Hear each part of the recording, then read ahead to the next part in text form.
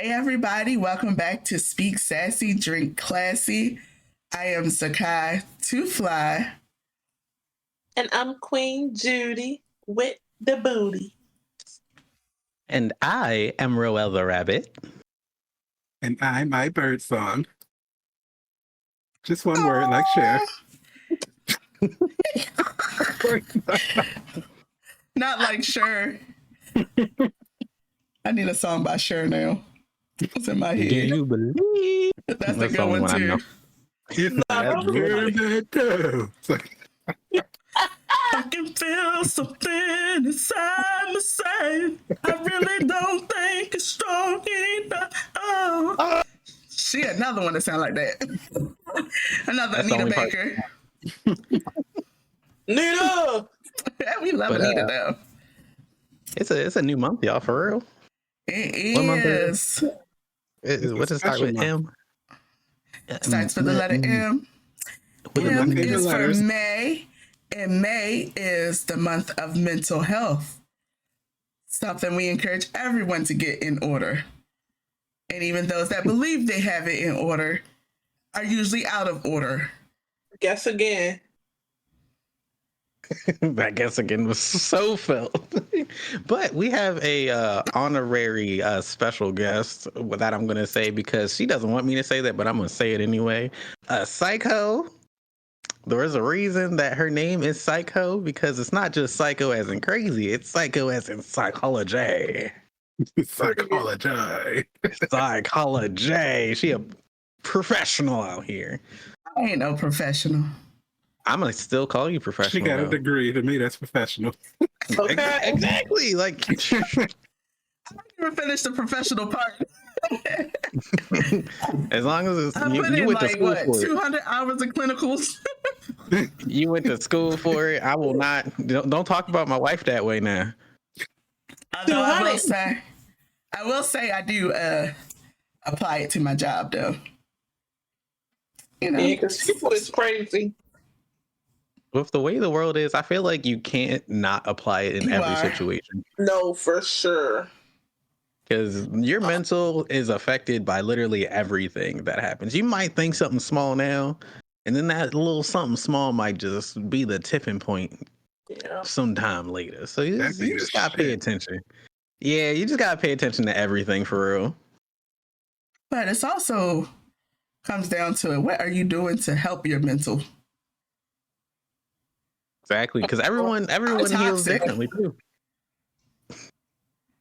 You say you Hey, elaborate, please. I agree. I'm toxic. I can give you all the advice in the world and I can tell you to go, I'm an advocate for people to always go see a therapist. I won't go see a therapist and I don't share my feelings. I don't share what I feel. I hold it in. But I be telling y'all everything. I be listening to everybody, be like, tell me more, baby. What's wrong? Like, what's on your mind, baby? What's wrong? What's going on? And I will talk, and I will let y'all talk, lay it all out, cry on my shoulder, cry in my bosoms. I don't care, just go ahead and get it out. Go That's ahead, a you lot need of to talk, give you Right, she got advice. the girls out too. I put mine It's away. the shirt. So Put mine away. raw. But I will let you just get it all out, talk to you, offer you advice, all that. But I won't seek it for myself. I did go to a therapist a few times though. I've been a few times. I had a therapist as a kid, and then I had a therapist as I got older. I went to another one. I went to my anger management classes. I did one session of couples therapy. I flipped the fuck out and rearranged that whole room, so I had to leave. Yeah, I don't like this couch here. No, the reason why, so I always tell people, pick your therapist, right? Pick a therapist that's going to be good for you. That therapist was never on, like, I want to say on my side, because there really was no side. There's no side for a therapist, for couples, families, whatever. There is no side. But when it came time for me to express, like, how I felt or what I felt, it just felt like oh, but what were you doing for the other person though? So it was like it was always cutting back to the other person. It was never dwelling into the like deeper delving, not dwelling, delving into like why I feel that way or what's making me feel that way. It was always just like, well, this person over here just said X, Y, Z. I don't give a fuck about that person right now because we're talking about how I'm feeling. That person can feel whatever they want to feel, but our feelings are not the same right now, currently. That's why we here. So delve into me a little bit. And then the therapist I saw separately for myself literally said to me, why you need to come see me because you're answering all the questions yourself. You literally already know the answers, you're just not applying them. So I just stopped seeing therapists. But that's the thing. Like sometimes you can know the answer, and because you're not applying it, you just need someone to like put it in front of you. Like, hey, you need to apply what you already know. Like you know it, but you're not doing it. And you sometimes you just need to hear that. And other people might not be at that same level to be able to understand that you answering your own questions. So like it's like you said, pick your therapist properly, and don't be afraid to leave a therapist because you already started with them. So like that's my little 2 cents on top of what you just said. Do y'all got Because like therapists? that's gonna be my next been. question. Who's done it and what have been your experiences? My experience with therapy for myself, it didn't go too good because I didn't go therapist shopping. I got a therapist and I met with her a couple of times and she just didn't seem like a good fit for me because she wasn't personable. I just felt like she was there to collect her little paycheck. So I stopped doing it. And then eventually I started doing couples therapy. But the couples therapy for me honestly felt like therapy for myself and then also therapy for the other person that was with me. So As it should. yeah, so it definitely was something where as though I was just like, I need her in my life individually. Like and I loved her. And I honestly I got her information. I do want to go back to her, but couples therapy for me was definitely eye opening for a lot of things that I feel toxic about myself. So I definitely encourage other people to go therapist shopping and find a therapist. No Yeah. matter if you know some things, no matter if you don't know anything, just do it. Just do Because it. you'll So, if you have a good therapist, you'll learn something that you didn't know yeah. about Something. yourself. And that It'll be couples therapy that you had, that sounds like she was or whoever they were a really good therapist because that's what couples therapy is supposed to be. It's supposed to be getting something out of both people before they start the therapy sessions of both of y'all together. But then at the same time, you can hear how the other person is feeling, which should open up and help both of you guys to understand each other deeper. That's the point of couples therapy. But you both have to understand yourselves first before you can start understanding each other. So it's like couples therapy takes a long time, and a lot of people are like, it should be done by like the 10th session. That is not true. I feel like couples therapy should go on for at least as long as you want, but for a long time because it takes people time to understand themselves before you can start understanding each other better. Yeah. I think it also put in my eyes for individual therapy and for individual growth period that I don't think you learning yourself and you understanding yourself ever stops. Like I feel like people are always ever changing, so it's always something about yourself that you need to grow from, you need to experience, or you need to love on more. So Right. Myra, you seeing therapists? I've seen a few actually, and I've actually seen a psychologist too. But I don't know. My therapy wasn't that great. I had one person that was good, but then that's when I was transitioning from New York back to here or whatever, so I had to let her go. But before that, like everybody else, kind of made me feel like I don't know. It was hard to explain, but they didn't make me feel great about myself. Like certain things I would say, and I felt like they were judging me instead of giving me advice on certain things. And I was just, because I remember one of my therapists, I actually went off one, and it took me a minute to get there. But I was like, after a while, I was just like, do you want to be here? Is there a problem? Do I irritate you or something like that? Like I was dead ass talking to her. She got mad. So that's when she got belligerent. And I was like, well, girl, bye. Not mad at Yeah. me. Therapist belligerent. No, At because that the point, one like thing. you already feel like you're in a vulnerable space. You know what I mean? So the person that you're talking to is supposed to be, unbiased. So 'Cause if I you don't like can't sharing be as it vulnerable is. with the person that you're supposed to be vulnerable with, that knows Mhm. absolutely nothing about you until you tell them, like it's weird. It feels weird, and especially being somebody who doesn't open up usually, and now here you are jumping far left to try and do something for the betterment of yourself. It's scary. It's so scary. But they literally say that in like your clinicals is like you need to be unbiased, which is really hard to do as a human. Like I will say Yeah. something like that is hard to do because someone could say something that could trigger a person, which is why they tell therapists or psychologists, psychiatrists, whatever you want to call them, to have one themselves, have a counselor themselves or a psychologist themselves. And some firms force you to do that. Like you have to have someone to sit down and talk to because you don't know what somebody's going to bring to that, that session. Like I went to one like at a wellness center and she was a psychologist. And like me opening up to her had her in tears. And I was like, I understand. We're all human. Like if I say something that's gonna make you cry, that's fine. But like you get like a really, really good therapist, they'll hold that shit in until the end of the session and probably let it out in that 15-minute time slot before their next appointment. Because for So me, it sounds like whatever you were saying to that person definitely hit home for her, or she right. probably was going through something similar. You know what I mean? She just was like, God damn, I can't even hold it. You know? Yeah.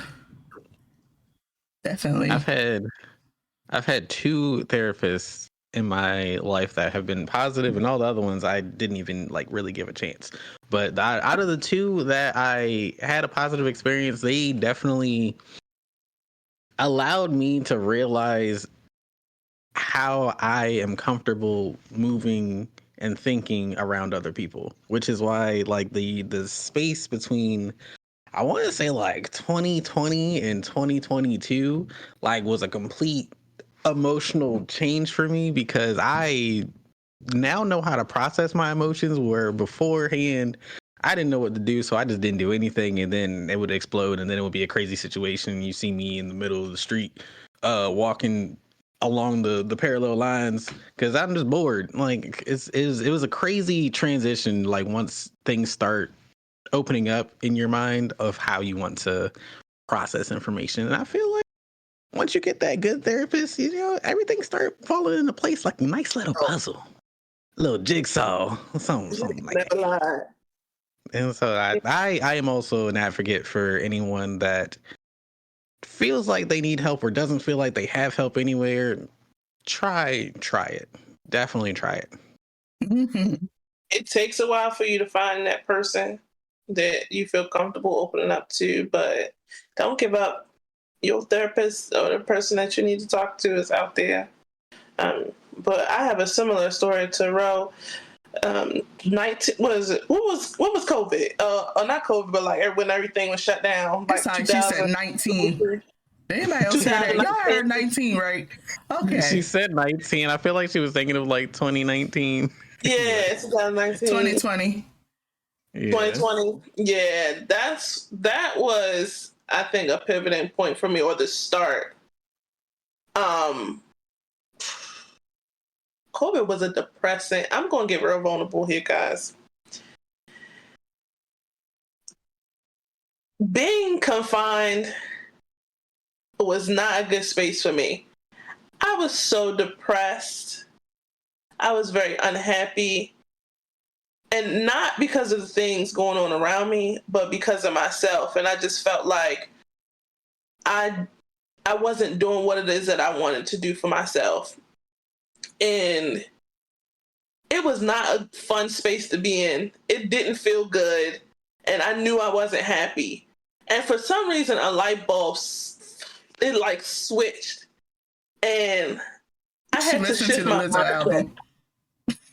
I literally had to switch my mindset, and it literally took a 180 and a shift of mindset for me to be in the space that I'm in now, where I am not completely, but I am in the process or in the construction of loving myself.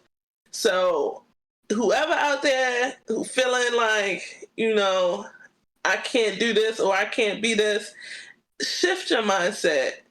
It's going to be hard to do. For me, that was very easy because I knew I didn't like the feeling that I was in. It was very easy for me. But I know it's difficult, and it's going to be a freaking roller coaster. But ride that wave, because that's something that you need to grow. That's just my little tidbit on it. Because I had a similar situation, like that whole pandemic thing. People that knew me knew that I completely changed over the pandemic. I became a fucking hermit. I was not myself. And it was so many things so many different reasons. And I was really unhappy. And I'm just literally now just getting back to what I used to be. And it's still issues. Like I picked up a lot of bad habits over that because I was depressed. And like, I do a lot of retail therapy. So my ass is depressed, even more depressed as I was broke because I was unhappy and buying shit. And then I was broke. And then I'm like, oh, I'm even more unhappy and shit. So it's like... So yeah, so I definitely understand because it's taken me forever. Like I feel like that pandemic was just a gigantic drop kick to my left nut, and that's just how I took the whole thing. I was an alcoholic. I damn near was too. I was literally drinking like every night. Bitch, me, you was drinking together. Both y'all asses, y'all still alcoholics. I was about to say, I became a happy alcoholic. I'm sorry. Because we would definitely have our game nights, and we like, what y'all drinking? Y'all done changed from depressed alcoholics to happy alcoholics. Right. No, it's real. That's a real thing, because before, when I would drink, I would be ready to fight. Like ready to tear some shit up, and did. But now when I drink and I get drunk, I'm too live. The Too Live crew and them. Like, yeah, that's something my therapist talked to me about, because I was drinking around that time was very new to me. So I was talking that I enjoy drinking, and she wanted to just explore that wasn't like a negative situation. So she just allowed me to say my piece, and everything that I was saying kind of fell onto, so you drink positively. You are in a positive mindset when you start drinking. You don't drink because of something bad is happening and you want to try to forget or anything like that. And that's the one thing I can always say. Like, I've always drank in a positive situation, and very minimally. Very minimally, I was like, I tried drinking just because I was irritated or depressed, and I never really enjoyed it. So I actively stopped.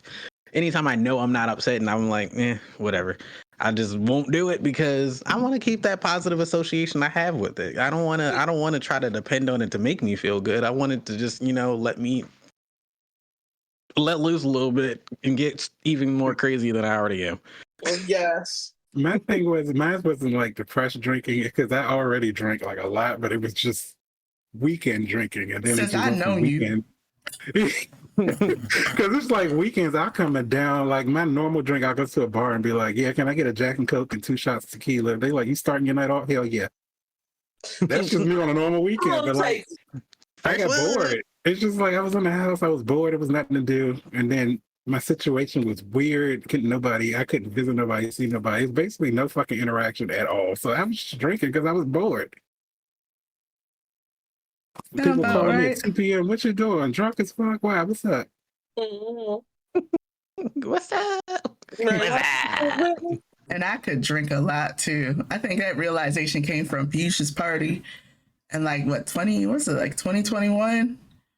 Something like that. We had a birthday party for Piyush, and everybody was trying to make me drinks. And I was like, this shit is not doing it for me. When I tell y'all, I forget what, It was the rest of the kinky bottle. I filled up the kinky, like it was like that much kinky in it. I filled up the rest of it with 1800. I got a bottle of 1800 for my birthday. And I sat on the balcony talking shit all night and drank that entire bottle. And it was the kinky bottle. Good old 750 milliliters. That's 750. 750. And didn't eat. I don't think I ate anything that night. I just drank. That's because you cooked, and your ass don't like to eat after you cook. Everybody used to be like, how you just wake up the next morning? I didn't have a hangover. And I would wake up the next morning, and even during pandemic, like I was literally, like I think by the time lunchtime rolled around, bitch, I was in the kitchen making margaritas. Like almost every week. It was the same thing. And I was like, damn. Right. Well, let me just go ahead and order some more shit to come bring it on over here to the house. Or bro, go out and get it. Because Postmates fucked up when they was like, we deliver alcohol. I was like, y'all do what? Right. So I was a heavy drinker, and then I stopped drinking. But like my drinking problem, I wasn't depressed. I can say that I wasn't depressed. During pandemic, I wasn't depressed. I love being in the house. I don't give a fuck. Sit me in front of video games all day. I am good. I don't care. I wasn't depressed, but I did have emotional moments. That roller coaster of emotional moments, like with dealing with like certain things that I didn't like about working. The job I was working, rose up and downs, because that hormone therapy was definitely kicking in, and her self-discoveries for herself. So that was an emotional ride. And then that was also 2020 was also the year Pinky moved in with us. So it was just like emotional ride. I lost my game room. We did have a dedicated game room. I lost my game room. I was going to have the little this little closet we had was going to be my little book nook. I was so excited when we got that place. I lost all that, and I was just like... And she wanted her she shed throughout that whole thing. I need my she shed. I did want my she shed throughout that whole thing. But no, alcoholism, I know people say it's not hereditary, but it definitely runs in my family. Like my dad, alcoholic. Sister, definitely alcoholic. And like my brother cracks, he's not as bad as he used to, but he cracks a beer open every night, and then on weekends cracks a few more, add a little bit more to it. But like everybody is surrounded by alcohol. And then even like if you look in like our photo album on my dad's side of the family, like our grandfather used to put beers in our hand. We country. My grandfather used to put beers and stuff in our, like there's pictures of us sitting on something with beers in our hand. My grandfather used to give me gin and moonshine, and I used to be sitting there like, let me try it, and then be mad after I taste it. Be like, what the fuck is that? And they just laugh it off, So I think in what was it? I think 2022, I took that initiative to just like, I think it was 22. It might have been 2021 or the end of 2021. But I took that initiative to just like cut drinking and only drink on occasion. And even if we are at occasion, not to really drink, maybe like one drink here or there. And then sometimes I'll be like, I kind of want to let loose. I'll go ahead and fuck shit up, But I feel better not drinking too at the same time. Like I don't feel as sluggish. Like I know, like I used to get tore up at like cons and stuff. I don't feel as sluggish. Like I feel like I have more energy when I don't drink a lot. So I'd be good. And on the dance floor, you can cut up. I mean, liquid courage or whatever for those people that can't get out there and just dance. But like, Yeah, baby, where's Latrell? On the dance floor, that was definitely me last blurb. Yeah. Last blurb was a movie. I definitely drank a lot last blurb. Where's Adisha? On the dance floor. Yo. I'm excited for this blurb. Yeah. I am too. So it sounds like all of us had like our vice or our something that we were using to cope with. Y'all's was drinking, mine was like heavy smoking, like, and I also feel like mine was like a codependency on the people around me as well. So I can't fully say that drinking was my coping mechanism. My coping mechanism was doing random ass photo shoots in the house. And mine was really video games. Yeah, That was my same. biggest. There was a few nights that I was in that bitch drunk as hell, not knowing where the hell I was going, and Myron be yelling at me, "Bitch, what is you doing?" And I'd be like, "I fucking know. I don't even know where I'm at on this motherfucking screen right now. Where am I?" I don't know what's happening. I'd be like, all right, it's time to go. I'm back to thinking about her aiming at Arc Star and Apex. You leave me alone. It's like, Nisha, do stuff. One thing I will say, because I'm whatever, bitch. One thing I will say is that I'm glad that Rose's coping mechanisms turned into photo shoots.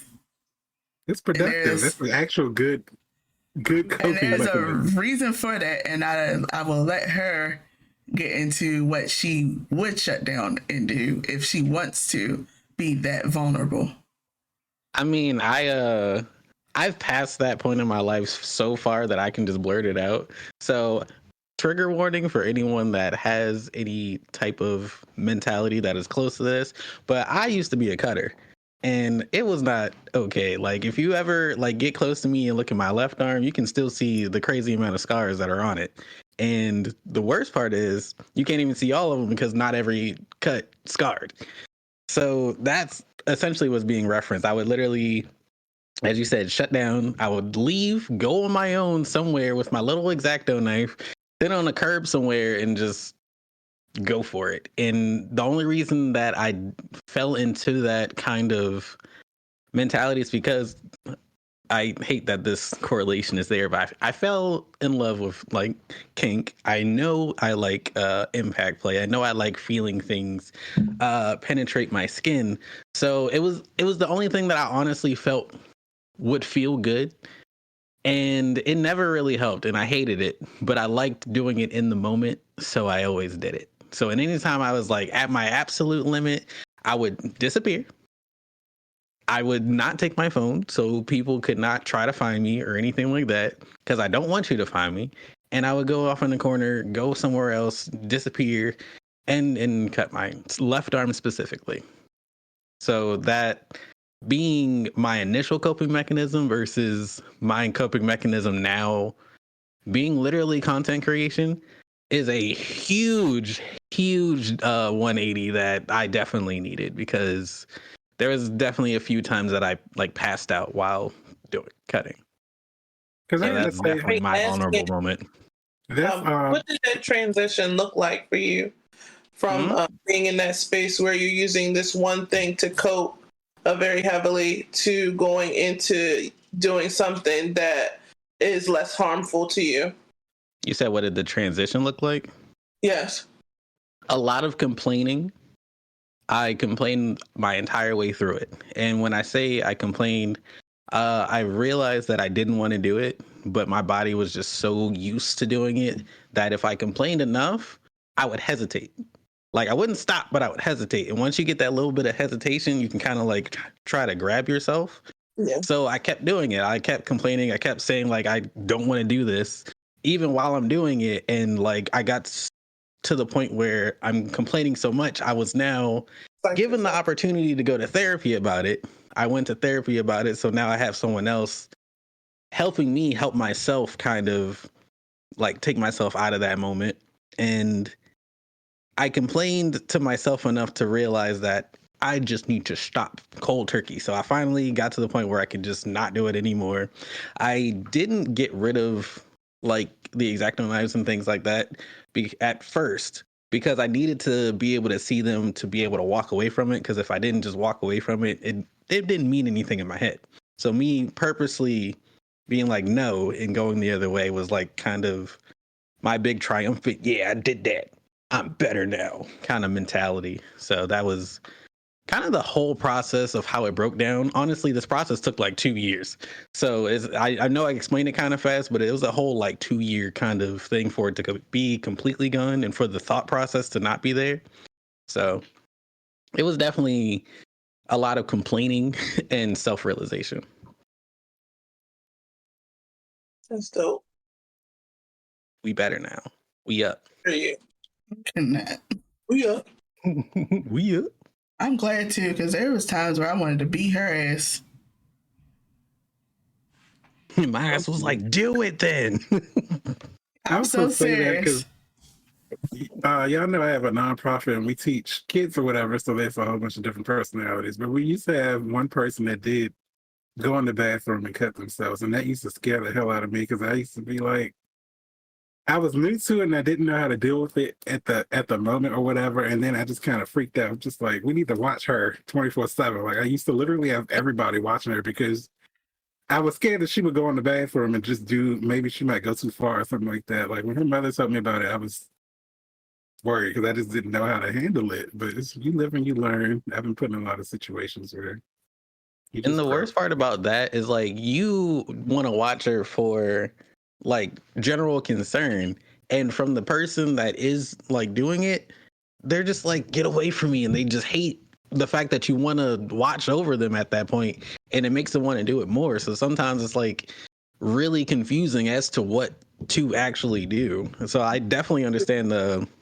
what you're saying there, because I was the little girl in that situation where when people wanted to keep watch over me and wanted to know exactly where I was going and all that, I just hated it completely. And I was aggressive with it. Like I became aggressive with it. I think with after that first night you disappeared, and I was like, where the fuck is she at? She didn't take her phone or nothing, but ended up walking from our house to Piyush's house. Like, walked.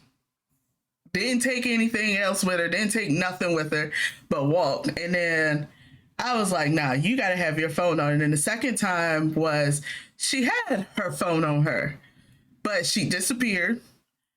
Hours. I'm calling for literal hours and no answer.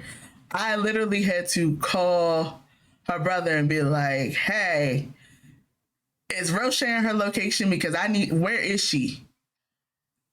This hoe turned off her location. So now we're both sitting there worried. Then he was like, I'm going to go out and I'm going to just drive around and just check, whatever. And he was like, let me know if she comes back to the house, you stay at the house, et cetera, et cetera. And I think we also had Piyush out looking for her just for this hoe to be up the street in a parking lot. Just ignoring the fuck out of me. That's fine. I used to be angry. I had the cops called on me that day. With good reason. And I understand that citizen's concern. Random person number 82 called the cops out of concern. And I was like, and God bless person number 82, because when this child came back with this damn bag filled with knives and shit, and then I was so mad with the fucking flowers, because the flowers was her way of saying goodbye to the world. And you gonna hand me these flowers and be like, they for you though? No, I don't want them. That has such a bad negative connotation and negative juju to it that I really don't want your flowers.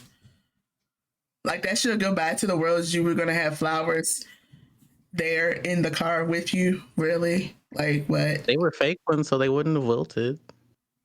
But then you're gonna come back and bring them back to me and hand them off and be like, these are for you. I don't want your bad juju flowers. Take them outside. That's I know being Nisha the same, because I probably would have mollywopped your ass.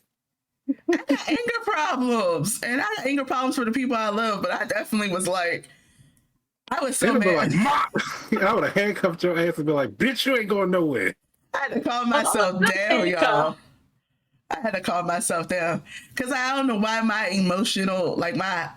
heightened emotion comes out as anger and crying. But it'll 100% relate. But I'll still be concerned and loving for you, but it's anger. So like, if I can't and I don't even know if it's like control the situation, but like if I can't help you and I'm trying to help you and it's so dire, like that situation for me was dire, like a dire situation. I get angry.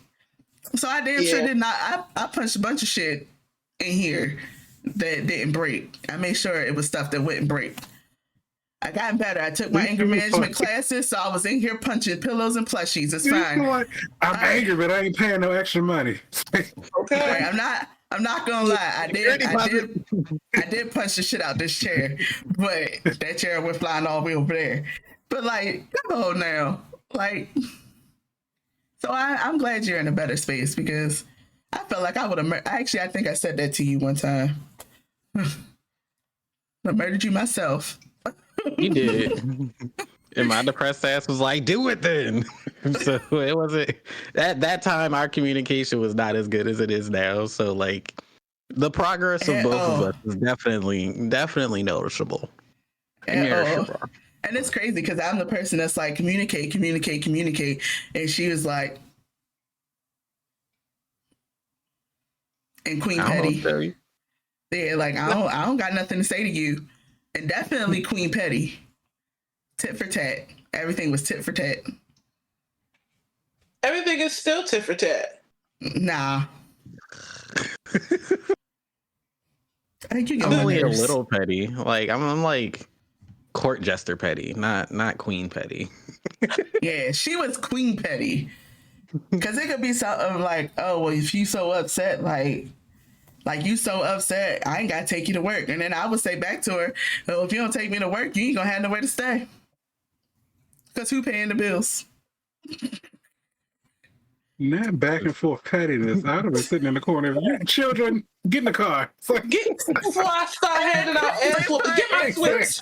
There was definitely times where I willingly walked outside and just went in my car.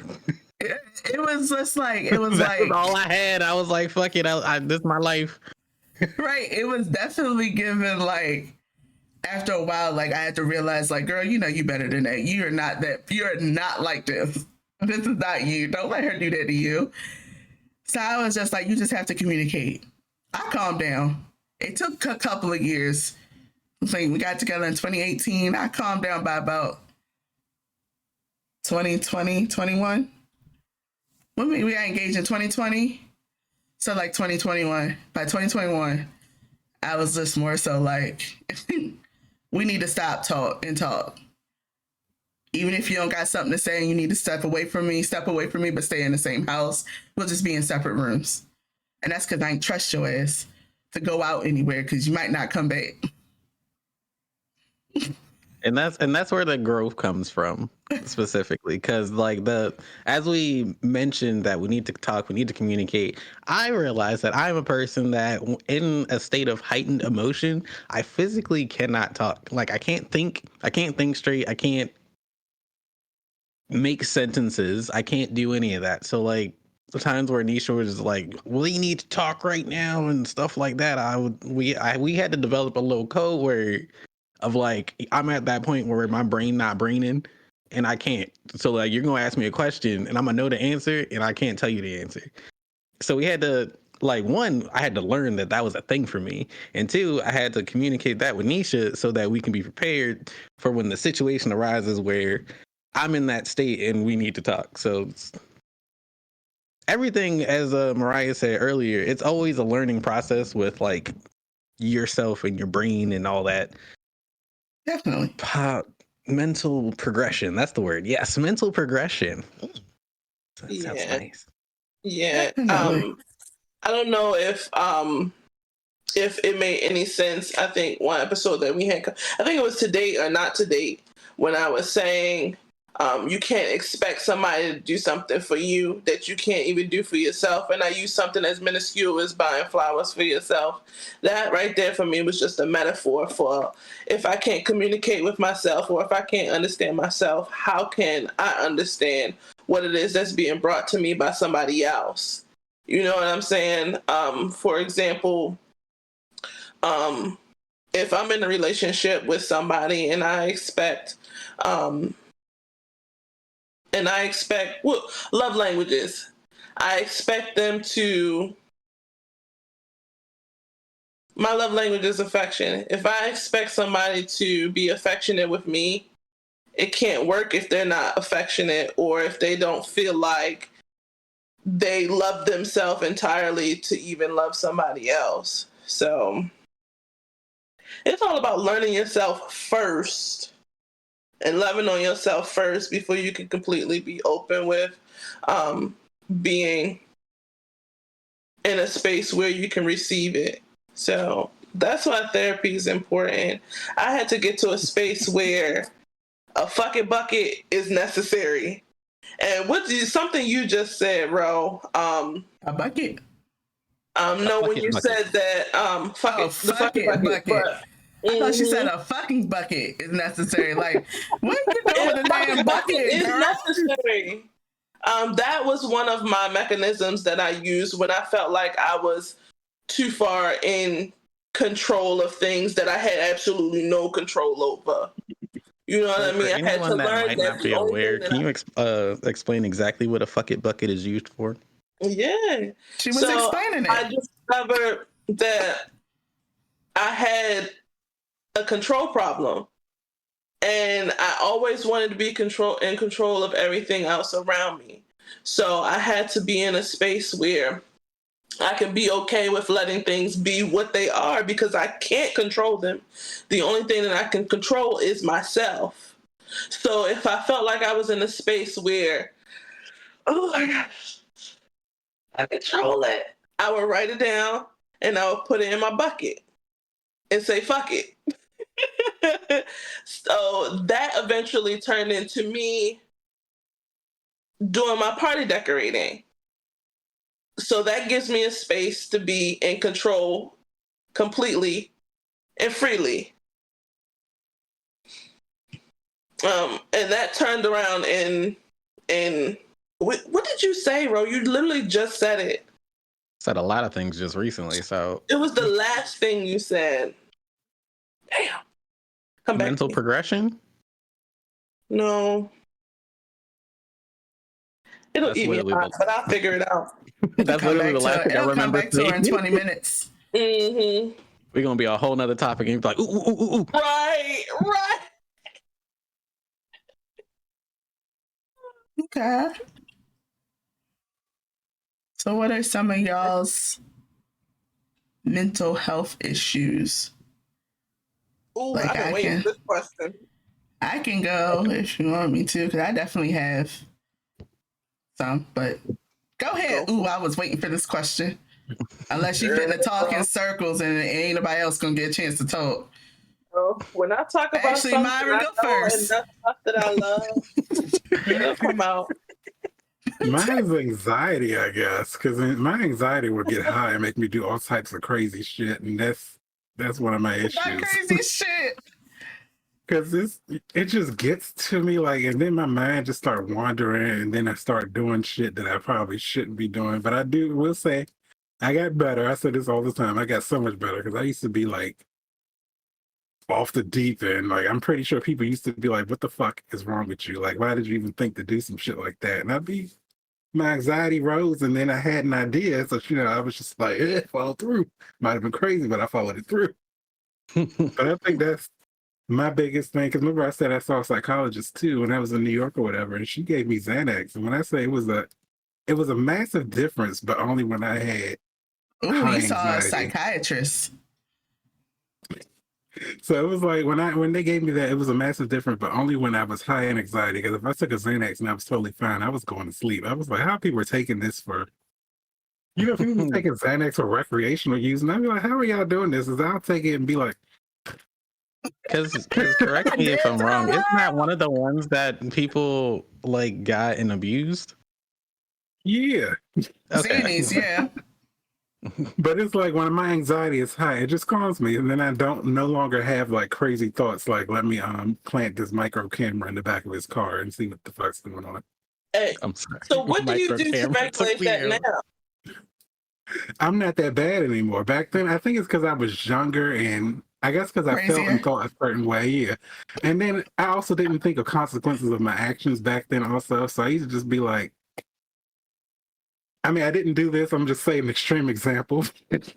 I would go and like fuck somebody up and then just be like, you know, it's totally fine. I'm not going to get in trouble for this. Like, Oh, that's how you my were one of mentality back those. then. You were one of those. As long as they don't find out, we Gucci. No, because my thing is, I took pride in the shit that I did, and then I let you know why I did what I did, and Your brain that was made me look even consequence crazier canceled. because some of my logic wasn't logicking. So I'd be like, I've heard some stories. because I look back now at some of the things that I've done and said, to, like certain situations, and I just be like, God damn, bitch, what the fuck is wrong with you? Like, I would never do that shit now. Did you ever delve deeper into why? Like the real reason why? My real reason why is because it's mostly because of people that lie a lot. I have a lot of trauma from people that lie because everybody just. I had a moment where everybody was just basically lying to me. So the smallest lie would be like, the sky's green. Why the fuck are you lying to me? Like, I would just go off the Okay, so 0 to on my 100 screen, million. when you said, "Why the fuck are you lying to me?" Why did Ro jump? Because Ro would be that person to tell Myron the sky is green. So it's like certain things, especially if it's something small, because stuff get, the longer like a lie go, it can get bigger and it becomes a problem. So I just be like, a lot of people, I'd be like, just tell me up front. One of my closest friends, me and him used to have a problem because he used to lie a lot, like so fucking much to the point where I don't even know why we still friends because I know that nigga think I'm crazy, but it's like, and I used to always be like, you put me in this situation, and then I felt even crazier because I'd be thinking about all them woman beaters that'd be like, why'd you make me do this to you? And I'd be sitting there like, I was that crazy person doing dumb shit like calling people on your phone and be like, and I'm just basing this off relationships and nothing else right now. But I'm That's like, fair. I would do some shit like that and then just be like, okay, whatever, and be like, but it's your fault. You were acting weird. This is why I did that. And then saying that out loud, it's just fucking crazy. What? I understand that mindset of realizing what you were doing is like way out of pocket and way crazy at the same time. But like in the moment, you were like, yes, this is right. And I'm It going to makes do sense. It it. makes Like, sense. I definitely get that. Because Yeah. my number one thing is like, I understand when people lie or whatever, but when you say certain things, it's certain type of lies. I can get if you say something that make me upset, like, and then I find out later, okay, I understand. But if it's something more serious, like if it's something super serious and you just lied to my face, especially after I asked you, I will feel some type of way. And back in the day, I used to flip out in all types of fucking ways, and now I'm getting a little better. I would just walk away before I, jump off the deep end. You realize you got a lot to lose. And also, it's a lot of damn energy. You got more energy to worry about on And that's something a little my more thing, productive. because like even now, a lot of people say I dismiss stuff too quickly, but I honestly feel like if it does not make me happy, why am I spending time on it? Why am I here right now? Oh, okay. Exactly. Bye. Mhm. Yeah. Mine definitely is the same. I don't know if you have depression. You always have depression. I haven't gotten that far just yet. I know it definitely comes and goes, but like I said, I hate staying in that space, so I always like to see it go. But anxiety definitely is something that I've been dealing with for a majority of my life, and it was really bad to the point where I would have panic attacks, anxiety attacks, and I would be really abrupt with things that, I mean, I'm still abrupt with decisions that I make, but my anxiety definitely, like you said, made me do things that were not conducive to anything or anybody. So I then turned that on my journey of reconstruction of my life, guys. I learned to be able to cope with how I regulate my anxiety. Like, I have like my little coloring pages. People just think I just be coloring just to color. No, if I'm in a heightened state of anxiety, I will use that to mellow myself out. Or I'll revert back to my creative side and my creative thinking and just put it into that. And then also to keep myself busy. I always say I like to be productive every day. So I try to use that especially when I'm in a space where I have high stress and I have a lot of things going on that I don't generally want to think about. I keep myself busy or probably have a panic attack. So, yeah, I don't think I've ever taken any medication for it. See, mine's also Ever. because you did ask me how I handle it. Now I also play a lot of video games. Okay. It keeps me because Nisha sent me this clip of King Shark from the Harley Quinn show like a billion years ago when he was talking about his video game addiction. And I was like, that is literally me. Because if I'm not playing a game, I'm thinking too much. And if I'm thinking too much, I become a problem for everybody. I think You just spiral. Yes. Oh my God. I think that's the reason why I always keep myself busy, because it stops my brain from thinking too much. Can I ask Yeah. Misha a question real quick? Focused. What's up? So essentially what Mariah's go-to plan of action is, would that be considered stimming or is it different? What do you mean? Like, because she said whenever she's high anxiety, she likes to like go to coloring or something creative. And when I know stimming as a direct definition of when a person is having too much going on right now, they'll focus in on one particular thing. Like how earlier in the Okay, store, like I was just Colorado. tapping my feet, but I wasn't listening to the music, so it just sounded like I was offbeat as hell. But I was only focusing on the tapping of my feet. Yeah, some So, type like, of would that also be stimulation that help you to yeah? focus So in would on that one thing. Mm-hmm. yeah that does that count as stimming or is it considered something else? Because it's like high anxiety, I'm keeping myself occupied versus high anxiety, I'm only focusing on one thing. Like, is that the same or am I just overthinking it? I feel like it falls into the same category though, because Okay, when she reaches that heightened sense, she targets one thing to sit and focus in on one thing to help lower her anxiety. Stimming is cool. just getting a stimulation of feeling or doing something that is going to just be center focus. Like Myron, if he's feeling something, he plays video games. He angry, he goes shoot the hell out of people. You know, That's about Go right. get you a it's just tactical nuke something in Call of for Duty. yourself. Mm-hmm. Hmm. Got you. I'm caught up now. But what does that make it my turn also? Yeah. So I feel as though I have some form of PTSD or childhood trauma, whatever you want to word it as.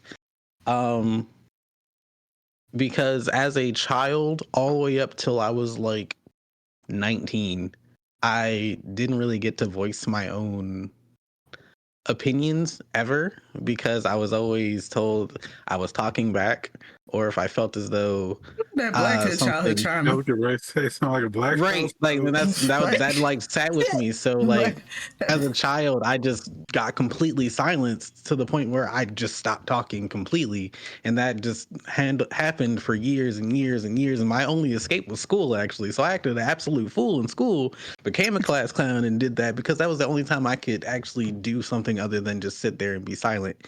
But with that, I didn't know how to express emotion. I didn't know how to handle emotion. I didn't know how to do anything in terms of, okay, my emotions are now high. What the hell do I do? So I ended up turning into some very drastic measures. But even now, like I still, even though I'm not where I was, I still kind of feel it. For example, I will say, even though I do it, that's the biggest thing. I will say I hate when like I'm trying to say something and someone like starts talking over to me. Like I get this like stab in my chest feeling, but I know how to deal with it now. So like I know how to just be like, okay, I can move on. It's fine. It's not that big of a deal. But before, I would literally just kind of like shut down completely. It's like, okay, if you want to talk about me, I just won't talk. So you won't have to deal with that ever. And that's where that PTSD kind of, or childhood trauma, I don't know which one is the right word, kind of comes from. And then there's also the depression side that was tag teamed with that. But I feel like the source is that silencing that I've had for like damn near more than half of my life. So yeah, that's mine. Mm-hmm. Mm. Yeah, definitely relate. Yeah, she definitely Yeah. don't like being cut off. Yeah, that's when you said like that heightened state. I honestly characterize it as my anxiety, like because I could feel it like stirring up, and then it'll come out as not only word vomit, but like Bitch, what? Yeah, Shut like I up. always tell people all the time, like people I work with, people I talk, like associate with, like everybody has some kind of anxiety or stress. It's how you cope with it. So some people can't cope with their heightened anxiety, which is why then they're diagnosed with anxiety disorder, so or some kind of anxiety disorder. So it's like if you don't know how to cope with your day to day, it's then you medicate it, which Yeah, brings you no, back to that difference between when you see a therapist, a psychologist versus a psychiatrist. Psychologists can't prescribe you anything, but they can send you to a psychiatrist to prescribe you something. I don't like them Psychiatrists are psychiatrists. state Mm-mm. I always psychiatrists get are that the shit mixed worst. up, but I know what you said. can't do with But I all always those get that shit mixed pills. up. A lot of I people can't. do, because psychologists do not have to go through medical school. A psychiatrist does have to go through medical school because they're prescribing you medications. So I always tell people if you go see someone and they are a psychiatrist, just know sometimes their bill is paid based off of how much they do medicate you. Whereas I always tell people to go to like a wellness therapist, a counselor, or a psychologist if you want to be heard and not just being like, well, it sounds like you have this, so let me prescribe you this. Here you go. And you My never get to the situation, root of what causes it because now you just medicate it. And that right there is where I never want to be. I feel like getting to the root of it and actually exploring how you feel is always the better option. I don't know if it's middle child syndrome, but for me, I've always been able to self-medicate and self-soothe. So not only do I find creative outlets to cope with my anxiety, but I've also taught myself how to use breathing exercises on YouTube. So if that helps anybody, looking for breathing exercises on YouTube definitely helps me regulate heightened anxiety for myself. totally left field, but I gotta say that I was told to meditate to try to get rid of my anxiety. And when I meditated, I saw so many things that I should not be thinking about. Like I could not meditate because he was like, think positive, and my mind went straight to Mine was negative, going penis, negative, penis, negative. penis, penis, penis. Penis, penis, penis, penis, penis. But That shit that went. can be turned into It positivity can for be a you. positive thing. There is Yeah. actually a side of psychology where people actually just think about sexual things and that calms them But down. girl, one, you put sexual in my mind. I wasn't thinking sexual. Well, if you're thinking stab, stab, stab, like Yeah, I was just like, I'm fitting to Chucky burn, this die out of person, my like yeah. face. Okay, yeah, that's And then I different. was just sitting there and started laughing because I'm like, this just ain't the meditation he was talking about. This ain't working. But it is though. Because it makes you sit there when you sit there in your own thoughts and you think about all the crazy shit that you just be coming up with. And then eventually you'll start to realize, like, bitch, I am crazy. And when you And get that to should make me look. that part, when you get to that part where you're like, bitch, I am crazy, you kind of calm down but you have that self-realization, like, this is some crazy shit. Stop doing this. Sometimes I do That's be why you thumbs around up people it. though. Sometimes I be around people when I have that mentality. That's why I always say if I'm arguing with somebody and I start laughing, you better run because my ass is making some Listen, wrong shit. because I'm ready. Because there's been some times where I would just sit and argue and then I just start smiling and it's just like, bitch, not everybody think I'm crazy. I was supposed to keep that on the inside. Bitch, don't have me chocolate in the middle of a conversation because ready to lean into your ass. I used to think that I still do think I'm crazy. I'll be honest. I think I'm crazy. I 100% think I'm crazy. And there's reason why I have anger issues. I definitely have anger issues. Like I can blow up, I can explode, but like for me, my disorders, well, I can start off by saying, I got that that problem, that ADD problem. There's that one. But like I bottle up so much that I have explosive anger problems sometimes. I think I had a slight little episode today that had me, just kind of like trying to stay calm at the same time, but at the same time, I was slightly angry and I was just like, no, it's not that serious. So I have to talk myself down, which is why I did take those anger management classes. But something I learned that has not even just learned, but something that has stuck with me since my childhood and my child psychologist that I think I only went to. I only recall like maybe 3 or 4 sessions with this woman, and then later on to some guy. But my childhood trauma was keeping everything bottled in because in the house, you can't talk back to grandma, you can't talk back to your mom, honor thy mother, thy father, no matter how much bullshit they throw at you, kind of thing. And I would have explosive anger. But the thing is that when I would have those angry moments, I would lose who I was.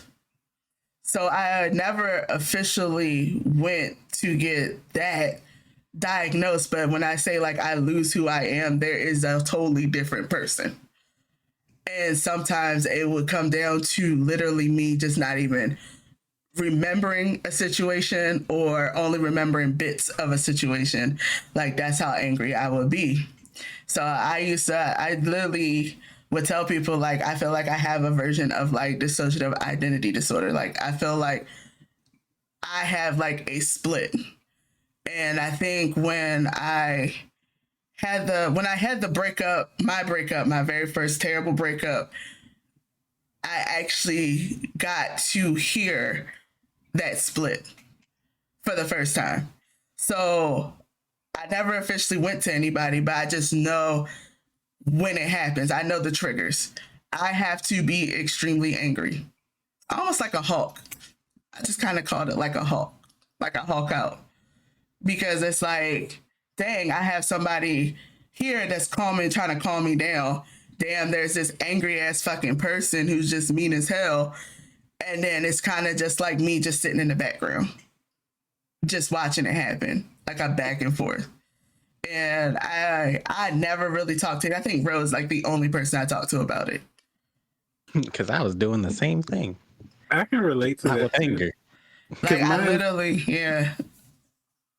Somebody else had to tell me, like, other people was telling me how I would act when I got that angry, and that's what made me kind of snap out of it. Because I remember it was a silly thing, but it was like a Facebook post that was like, if I went to jail, what do you think I would do? Everybody was like, oh, you beat somebody's ass, you did this, you blah, blah, blah. And I was just like, is that how y'all really see me? What the fuck? So I had to really sit and think.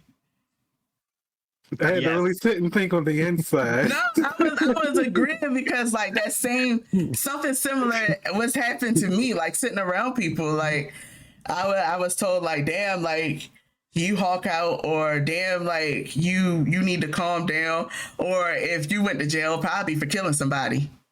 Yeah, and that shit, and I was sitting there like, really? That's what y'all think about me? I'm nice. You have to piss me off to get me there.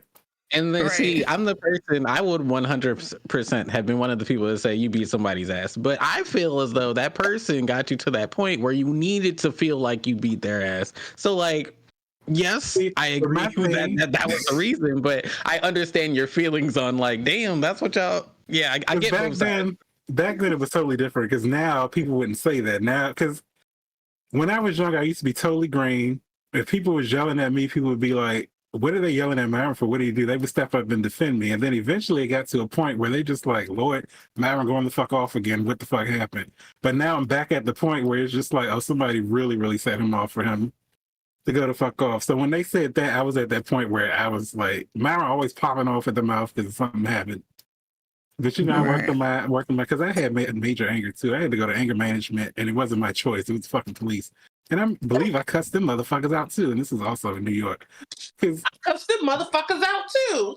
In my defense, though, none of that was my situation. I got caught up in, they just assumed I was with some people, and they put me in a situation. So of course I flipped the fuck out. And then y'all talking about go to anger management because I flipped out. I flipped out because y'all got the wrong people. Go do your fucking job anyway.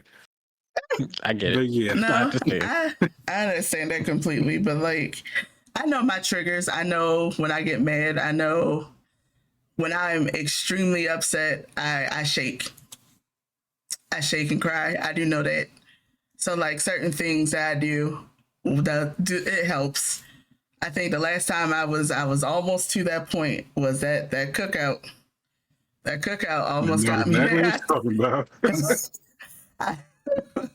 I really think I was like, if it wasn't for Ro, because I damn sure felt like I was dragging dragging my sister down that field, but like I had to literally walk away. But like I know that trigger, like my heart feels like I feel like I'm having a heart attack, and like I can feel my blood boiling, and it's just kind of like, yeah, girl, you got anger problems, and I don't think like, not to say anger management doesn't work. I think it just helps you find like what pisses you off the most, and just kind of like Well, how to my cope anger with it. management, Acknowledge it. I think because it Yeah. was like mandated by the police, mine was different because I felt like that lady was talking down to me and I ended up going off on her also. Which made me look worse because I was going off on the anger management class. That But she happens was talking though. to everybody like we were criminals and felons. And I was like, nigga, I'm just here because some people I didn't know jumped the gate at the fucking train station. So But I was mad. I was just like, they yeah. trigger you. Yeah. Anger They management jumped the people gate who in New do. York. Isn't that like a common practice? Is it? Because I remember I That told movie them we with could go Adam find something Sandler. safe to do. I was like, get the fuck Yes. out of my face. Like the movie with Adam Sandler, I've noticed that like in the anger management class that I took, like they trigger you on purpose. And they trigger you because 9 times out of 10, most of the time, most people are a calm person. Like Myron is a calm to himself person. I am a calm to myself person until you trigger that moment, and they'll try to trigger it. And with Myron, it's something as easy as saying something ignorant about you that ain't true. So it's like it's something so simple, so small. So yeah, I always recommend watching like anger management. Watch that shit because that shit is actually true. Like you can be the calmest person in the world, sweetest can be. Like my mama Emma used to always tell me, you're always grinning like a Cheshire cat, and I'd be like, yeah. Like you always smiling like a Cheshire cat, and then deep down inside, I just be like, I guess, like I guess, you know, I hate it here. But yeah, that's one of my biggest things is that I do got anger problems. Don't get me there, y'all. I don't know what happened. Oh. Did your anxiety ever trigger your anger? Like mine? I'm just curious if that happens to anybody else. You said, does your anger trigger your anxiety? I said, Not does the your same way. anxiety trigger your anger? Because sometimes my Usually- anxiety will bring me to anger. Yes. That's My- when I start shaking. My anxiety brings me to a low state. I don't call it depression because I don't feel like I clinically have depression, but I do have low states where it's just kind of like I shut down, and I can shut down. I mean, people will try to say it's depression, but I could shut down for just where it could be like some hours, like that night Same or that way. day, and then be okay the next day. Or I could shut down for like a couple of days. But like that's where if my anxiety gets to that point, I have those moments. But then I also have those moments where it's like I'll start to doubt my self-worth. So that actually brings up a question, like for me, is there a way to actually tell the difference between depression and temporary or long-term sadness? Technically, yeah, because depression happens frequently. Someone can be sad for a long time. Someone can be in what they'll call like a state of depression and be like grieving or something. And that could turn to like a state of depression, but as long as they can bounce back and live life normally. But someone who is clinically diagnosed depressed could be one day the happiest person in the world, and then the next morning not even get out of bed and don't even know why. Okay. And it could and it lasts pretty much long term. And there are people who can actually wake up and still like go to work, but you will notice that they don't want to be around you, they don't want to talk to you, they really don't even want to be at work. And you'll notice that difference, and they'll just tell you nothing's wrong. Or if people keep pressing them, like, you want to talk about it, I don't have anything to talk about. And that could go on for like weeks. Yeah. Like they won't. It's definitely a level to it. But like I always tell people, like some people are just like, I'm depressed. And I'm like, no, you're not. You just sad. You're sad because this situation happened. That's the difference. That you're sad because of a situation. It's not depression. Depression, it just happens. There's no controlling it. There's no real trigger for it. You just are in that state of low moment. You're not in a manic state anymore. You see it a lot more in I feel like I see it a lot more in bipolar people. You're up and then all of a sudden you're down. But like there are people who are just regular and then all of a sudden just drop. You won't hear from them. Yeah, you won't hear from them. You'll wonder about them. They're not going to answer the phone. They're not going to be on social media. They're not going to interact with anything.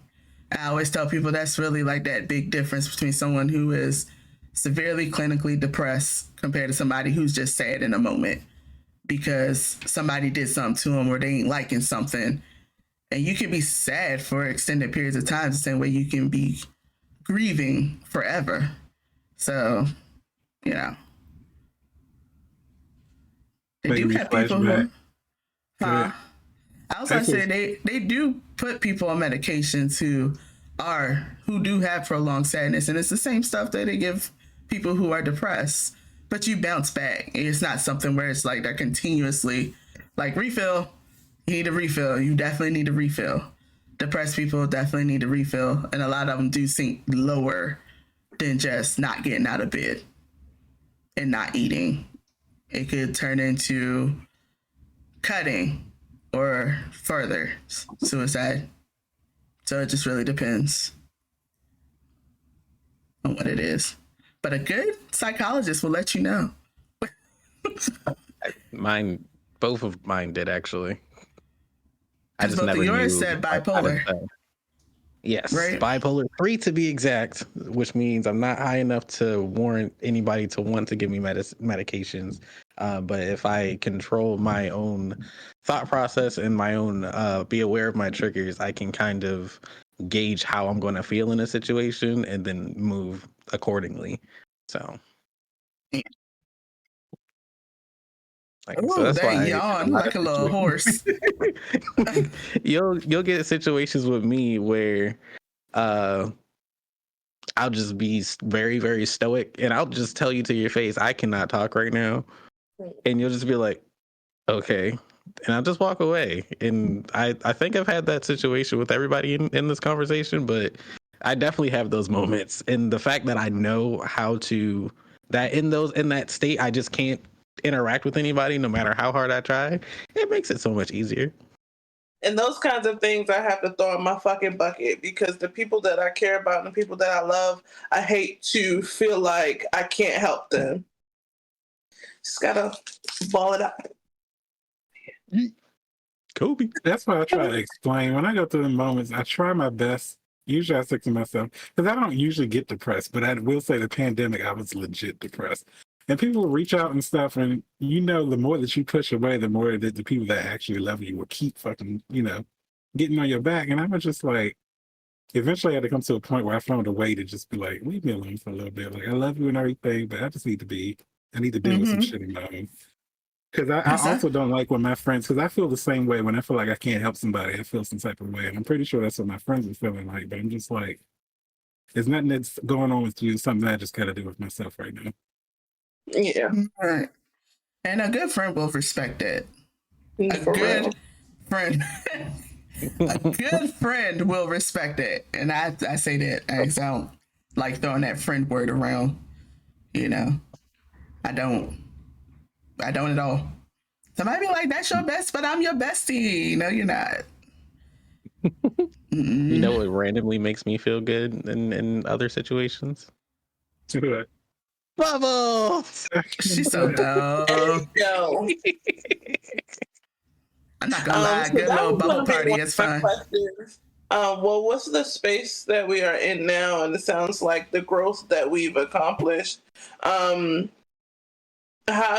do we maintain a certain level of happiness, a certain level of being able to get out of the bed in the morning? Okay. That was the question. Okay. I didn't know how to cap it. So for me, I listened to something my mom sent me like years ago. Cause I was like stressed. When I tell you I was stressed out, like these gray hairs sprouted in 2 months. Damn. Sorry, I'm That's playing. how. But that's literally how I never actually like realized like that can actually happen. Like you stress to the point where your hair goes gray. But like I stressed so hard that like one, my hair went gray. Two, I was also like felt like I was having heart attacks pretty much. Mhm. And they weren't like panic attacks because I could just be sitting there. And like because my stress was so high, I would just be like, oh my God, I'm having a heart attack. And I swear to this day that I probably did have a heart attack at some point in time. But like she sent me something and she was just like, just keep rewatching it. You're gonna hate the message, but just keep rewatching it. And the message was, and it always sticks with me, and I always send it to other people, but the message was, if something is stressing you out at the moment and you can't do anything about it in that moment, then why worry about it? And I was like, well, that's so fucking stupid because I'm gonna have to worry about it later on down the line. So I'm gonna just keep stressing about it until it gets fixed. And that was literally me arguing with myself and her. And she had to hear that for like months. Like, I don't know how I'm gonna do this. I can't do this. I don't know how. It's stupid. Like, why would I put myself in this? Like, I was one beating myself up, beating my house up. My house was definitely tore the fuck up. But like, she was like, but listen to what that message is really saying. Like, can you do something about that in the moment? Like, what can you change about yourself in the moment that's gonna make you happier in that moment? And if you can't change it, move on to something else to stress about. Because we do have levels of stress. We have good stress, we have bad stress. I Dopamine. focused my shit was on bad stress. Bad stress. Like I'm over here looking like Cruella DeVille now.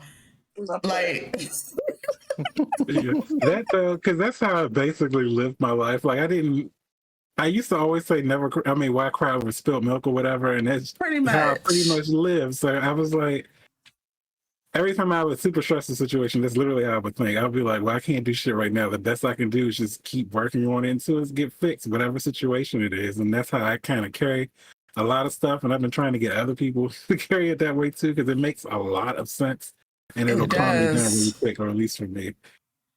It It's does. just, it's weird because I agree with both of y'all. I just feel like I'm thinking of it differently because my direct answer to Mariah was I don't have a dedicated way to like maintain my happiness. I kind of evaluate each moment as it hits me. And that's only because of like with the therapy that I've had, I literally have to break down a situation so that I can process it afterwards. So something happens, whether it was good or bad, I have to sit there and actually like break down. I was like, all right, was this a big moment? Yes or no? If it was yes, all right, come down. Did it hurt me? Did it hurt someone else? Yes or no? It didn't hurt me, but it hurt my friend. All right, how much do I care about my friend? I care about them a lot. All right, so this is what you're doing. It's literally like this like snake chart that I follow for like damn near every situation. So if y'all ever see me just like spaced out over there, it's probably what's happening. But it's I can't do anything to maintain a set feeling, but breaking down situations as they happen the way that I have been doing for like the past, I want to say like 2.5 years now, kind of helps me regulate so that I can either stay happier or be sad less. So instead of a maintaining, it's kind of like a Can I stop you right regulation. there? Yeah. Because that See, is mine, maintaining. That is maintaining. You But it found doesn't a feel that way. way. The reason why That's I my say only my process. it is maintaining is because you found a way that works for you where no matter what situation you're in the moment, because every moment is going to be different for everybody. So like you found a way to maintain, it is regulation. Maintaining regulation is not the same. But like you found a way for you to go throughout a day without having to full on shut down every single time. You found a way for yourself to flow through the scenarios of your day to be like, really, was it that serious? Like, homegirl accidentally stepped on my big toe. She said sorry, but I'm still angry about it. Why am I still angry about it? Oh, I'll get over it. I'm just angry that it's like my toe hurts. Like, you found a way to maintain, like, keep that maintenance up. You found a way to work your way through the day. So you are still maintaining. You just know how to do it from day to day in your own way. Yeah. Sounds like it takes a long ass time. That's a lot of questions to ask yourself. Sometimes it takes a long time. Sometimes it's real quick. It depends on the flow chart. You've actually, Mariah, you've actually been here when she's done it before. There was a time I've heard her do it before. Yeah, like I was gonna say, there was a time before where we were all back here watching something, and I said something that triggered something in her, and then she just stormed out, and the last thing we heard was she was outside playing her guitar. And she literally went down that whole list. And I was like, are you good? You want to talk about it? She was like, no, I'm good. So, because I agree with that too. Because I don't have one thing that I do, but I do handle each situation as it comes. And then there are certain things that I do because, like Zakai said, there is different levels to certain things. So it's like sometimes, like when I'm angry, I'll listen to gospel. And that's just usually it calms me down. That's funny. But other times, depending on where I'm at, like if I'm on a 5, 6, I listen to gospel. Eventually, I come down. But if I'm like a 7 or above, I need to talk to somebody, or I'm about to storm into somebody's house and do some belligerent shit. Right. And it's like it just depends on where I'm at, like in my mindset, and what type of situation is coming on, how I might, go through it. But I will say, these years, like these past years, I have not really had much of an issue. I just get up and push through life with no problem. That's good, because you was over there giving truth is I'm tired. Because I think my biggest thing now is that I get angry quick. And then of course I still have my traumas that I'm healing from. But right. Like I said, all that stuff is dealt with differently. And everybody has like their traumas that they're healing from. Like I definitely don't speak on my traumas too much because I don't like to dwell on them. But because I would go to 1,000 just thinking about it, and then y'all be like, "Why is he mad?" Like I'd be, "How was your day?" And what the fuck? And y'all be like, "What is he going through?" I'm sorry, I just thought about something that pissed me off. Truth is I'm tired. Exactly. Options are not doom. That's so sad though. That's how it be, because a lot of these gospel songs, they do speak to me in that way. So it's just be like, I just sit and I listen and I just try to think that, stuff is going to get better. It's not going to always. Because when it comes to traumas, because when people have their traumas, it feels like it come at you back to back to back to back. So I'd be just sitting here like, am I about to struggle my whole fucking life? Is this what I'm in for? So I try to stay away from that type of thought and just be like, whatever I'm going through, it's going to get better. It can't be like this forever. My father gave me one gospel song that I listened to. What's that? Smile by Kurt Franklin.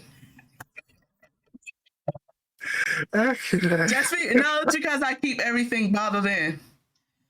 Sure. So like hearing that song. Yeah, on that son. We ain't gonna talk about him. We ain't gonna talk about that. But that song just speaks to like my inner like holding it all in. Cause like one of the lines is like, even though I'm hurting, I smile. And I try to smile through everything else. And I always try to look at it as like someone else out there is doing worse than I am. So let me just keep trying to push forward and do better, be better, and live out my life for the people I love, So that's one song I will say he gave me. I kept. One thing my daddy did right. One thing. Better than my We ain't My gonna talk song is about try your to make me deadbeat feel ass better. daddy. Oh, I wasn't. Damn. What? We don't get deadbeat. God damn. Nah, shit. I was about to give a little tidbit. My daddy gave me. My daddy ain't. He ain't deadbeat. Mariah, I'm the only one without father trauma. I was talking I about ain't gonna Rose, say but that, I thought Rose was about to say something about her father, and I was just like, my brain instantly went there. Not talking about your daddy, Mariah. I don't even know who your daddy is. You were talking Nyman's about a daddy, fuck him, song. but it's daddy. It's fine. And that's where my brain went. I was gonna say it was better than my song that I like to say to try to keep me moving because it's the exact opposite of what I should be listening to. I'm gonna just give you the name of the song is Your Betrayal. It's not a good song to listen to when you're down, but I feel like it's my comfort song when I'm down. So like that's it. what I'm saying. Your song, like your song is way better than mine. That's all I wanted to say. I mean, I have different go-to songs based off of my emotions. So Yeah, I'm just saying your Smile is my song when when I was feeling what I was feeling over the past few weeks. For those that know my situations, because I ain't gonna put all of my business out in the streets. Like Smile is that go-to song for me, like to push through. But no, I got songs for everything else. Because bitch, when I'm angry and going crazy, you best believe that whole thing is nothing but Cardi B. Listen, music will do it. It's the older Cardi B. Ain't the I want to throw that ass in a circle Cardi B. It's the I'm gonna put bleach in your cornflakes Cardi B. For a second, I tasted that in my mouth, and I did not like the way that tasted. Cause why? There's some bleach flakes. That's what happens when you boil Fabuloso. Exactly. Don't You tell me, already nigga, I used to boil it. tasted it. It's fine. But let me rephrase that. I didn't boil it, my roommate did, but I used to dilute that shit for him because it used to smell good. That should be good. That shit is unhealthy. And then they recalled it. Why are you boiling? How do you have a brain cell left? I thought that was the most ratchet shit. Yeah, I can't howl. And I was just like, oh, it smells good. What's that on the stove? Fabuloso. What? Uh-huh. Boil like some cinnamon or lemon or something. You out here fucking making Fabuloso tea till it burn out the damn pot. Why? I ended up buying plugins. You know the little plugins that spray automatic. I ended up buying those. I was like, he left the stove on one day and he boiled that Fabuloso until everything was gone. It costs too much money. Like, boiling Fabuloso is crazy. Get yourself some cinnamon sticks or something. I think what my mom does. Wait, sorry, because we went off topic. That's the ADD. We did. If y'all ain't know, this is our channel. Welcome. Yeah. But first answer the question of how you handle your day, like getting up. Okay, good. I'm glad and you then brought go into your childhood traumas or whatever you was going to talk about with your daddy and your mama. Talking about music. We were talking about coping. It's still on topic. She done went silent. No, okay. What was the question? It was your question. So I like to. So I agree with everything having its levels. Absolutely. So I think when I'm at like a real moderate state, I dance it out. Listen to some music and I dance it out. But if I feel like it's something that is about let's say a 6 to like an 8, that's when I shut down and I shut myself off from the world. And I have to keep reminding myself that I need to continue to either, 1, love myself more, 2, look at it with the glass half full mentality, or 3, what Nisha said about that video. It's very similar to your fuck it bucket. Yeah, like if I can't do anything about this right now, I'm not stress about it. And that's probably why I haven't ever been in a space where I'm totally stressed out. But if it's like a 9 or a 10, very rare that I get that far. But when it does, I normally reach out for help. I regrettably reach out for help because I hate when I'm in a space like that. That's with the space where I do not want to either feel like I'm bothering somebody or have to reach out. So I'll either reach out to, someone that's really close to me that I feel like I can trust, or my mom. And my mom always either gives me something real light to say, like some encouragement, or she'll start loading my phone up, my text messages up with YouTube videos of music, of gospel music. Listen to this. Try this one. Listen to this one. Try listening to this. This one gonna speak to you. All right. Because if I get another song in my text messages, I'm going to scream. But I'm going to listen to them, and they always help. So the funny thing is my mom can either calm me down or send me over the edge. So I have to pick and choose when I call her because she might bring me down from 1,000 or she might send me to 2,099. like Betty chill. And sometimes her answers, I'd be like, girl, why would you say that? And I gotta go be crazy. She will always knock me off the ledge. Not to see me fall, but to make sure you spread your wings. Yeah, but definitely for me to spread my wings.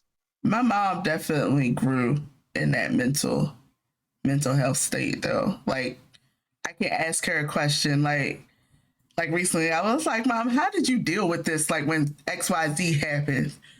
And she would like really open up and be like, well, beforehand I would just be like, fuck it, whatever. Like it never get like a conclusion for her situation or care about it and just let it sit there. And now she'll tell me like as I got older, this is how it is now. Like this is what I do. Or this is how I handle these situations. But like I always knew my mom would have her low moments because she damn sure would play that Mary J. Blige. Okay. Oh no! Like you try to slide the MJB up in there and be like, this is not gospel. It was always that one song. Take a look in my eyes and see what I see. That shit, oh my God, that song as I grew up as a kid, I just be down there singing I just be singing it with her while she over there cleaning and I'm cleaning. Cause you damn sure wasn't about to have just mom cleaning on the weekends. Your ass was up cleaning. So like, I'm just sitting over there and then she would get in our face and sing it and I just be like, but then like, as I got older, bruh, like, I'm like, damn, like listen to them lyrics in high school. Cause that album came out when Myron though. So, like we old. Yeah, my mom definitely grew in a space for me because before I was like, bro, like I was saying before, I could definitely relate to that PTSD or childhood trauma you're talking about. I couldn't talk to anybody. I wouldn't talk to anybody about how I felt, about my emotions, about where I am. I couldn't talk to nobody. Now, being an adult, I have to rely on somebody who's been there and done that. So my mom definitely grew in that area for me, whereas though I can actually go to her and talk to her about certain things. So, and then with my dad, if anybody is spiritual or reads the Bible or whatever, verse or a book, Romans 5, 1-5, definitely read that. Check that out. That helps a lot too. And I was that weirdo that hated when people used to quote Bible verses at me. I was the same way. Not really a weirdo. I'd be like, how the fuck is this shit supposed to help me? You just over here quoting some book some man wrote 800,000 fucking years ago. That's been rewritten by a bunch of like my brain would just go down the list like, why am I even listening to you? Why am I coming to you at this point? Because you just gonna tell me a Bible scripture. God, the Bible scripture is equivalent to the video. Not for me though. Not for me though. Well, that's what I'm just correlating the Yeah. two. I'm not saying how you Yeah. receive So it. However anybody receives it, it's the equivalent. So it depends on the person. Not to go after those people that are spiritually, but I used to hate it. Or I used to hate going into church and just being like, they'd be like, oh, sister, you look like you're going through some things. And then like I can feel that you're going through some things. You don't feel that I'm going through some things. You just see that I'm not smiling today. You just see I got bags under my eyes. I ain't sleep last night. People got surprised when I got religious because my church was a mess. And our church was a mess too. They used to stay saying he hated gay people, but then would straight come to me and be like, you want to lead the music ministry? We need somebody to run the music. And I'd just be like, then you just sit up there and you just name why all gay people are a mess. You didn't mean to, but when you say they would say they hate gay people and then just straight come to you, I died on the inside. I didn't burst out laughing because it was a serious moment. At least I'm not the only one that heard it. That play on words was good. But yeah, like I mean, I'm not against people, but like Christians in specific, like any religion in specific, I'm not against people in their religion. I let you have your religion. But I do hate organized religion because it just feels like you cannot live out your life being yourself for the most part. Something is always wrong. Something you're always doing is wrong. So that's just me though. Like I allow people to be who they are. But if you come to me with Bible scriptures and stuff, even though I will listen to that one gospel song or I know gospel songs, gospel music is beautiful, you know, but I listen to everything, so it don't matter. Don't quote nothing on me. I'm about to start sending Nisha daily Bible quotes every morning. Huh? I'm about to start sending you daily Bible quotes every morning. Be like, start your day off pissed off. So I'm gonna stop. And there was somebody another thing I was gonna say, things that really uplift me, I have them around like as a reminder to myself. Like I'm not a sticky notes person. Some people are sticky notes crazy. I'm not that person, but like I'll have like little things around that make me happy, that remind me why today is a good day or why today should be a good day. You know what I mean? Why every day is worth living and making the most out of it. So mine are on Instagram. Definitely has sticky notes everywhere, and it's always all affirmations. And then he got a like vision boards of what he wants his future to be. But that's how he handles everything. So I be like, and it's working for him because he's doing good. So yeah, and just speak that. That's what I do. I just speak that life into myself. I will say vision boards are good though because it keeps you, and they change them every year, or some people do it like every month. Some people actually reach their goals and change them every week, but like those vision boards do help you because it keeps you, every time you walk past that board, you know, like, dang, this is where I want to be at. This is my goal. This is where I'm trying to reach. This is what I want to do. This is who I want to be. And like, I don't do vision boards because I'm always at a computer, but mine are in the form of my OneNote on my computer or a sticky note at my desk at work. My sticky note literally has to remind me that I am better than this job and this job does not rule me and I don't need to be here. I just picture you at your desk like, I hate this fucking job. Y'all need a memo? Here's my memo at the top. I hate this fucking job. I don't need to be here. Fuck this place.